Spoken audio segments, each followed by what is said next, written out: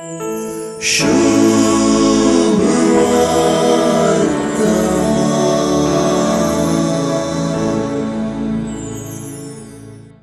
पळे सगळे सांडून तुझो पाटलाव केला म्हणल्या आपोस्तल पेद्रूच्या उतरांनी एके रितीचे हेम्मे आसा.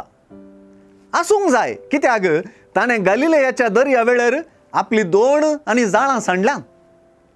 जेबे देवाच्या पुतांनी बापा आई संगी जाळांय सांडून ते जेजू फाटल्यान आयल्यात.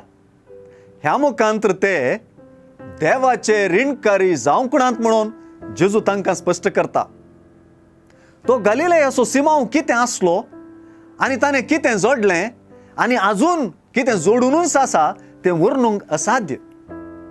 म्हजे पासत आनी सुवार्ते पासत केल्लो खंयचोय त्याग आनी दाखयल्लो मोग निर्फळ जावचो ना वा फुंक्याक केल्ले तसलो वावर जावचो ना म्हूण जेजून सांगून दिला.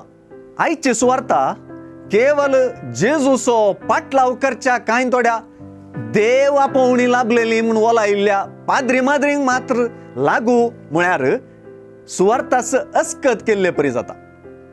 आयची सुवार्ता सुवार्ते खातीर आपलें एक मिनूट सयत दितेल्या हरेका जेजूच्या पाटलावदाराक लागू जाता.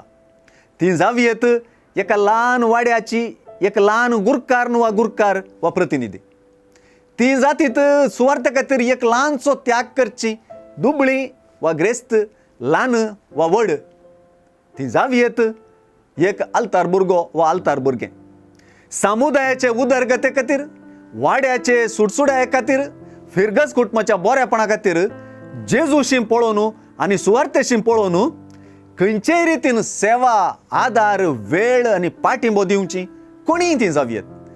ती जर देव तांचो ऋणकारी जाता म्हूण चिंतात वा आपणे ह्या मुखांतर कांय होगडायले म्हूण चिंतात तर ती चूक समजल्यान एक मात उगडास आसूं.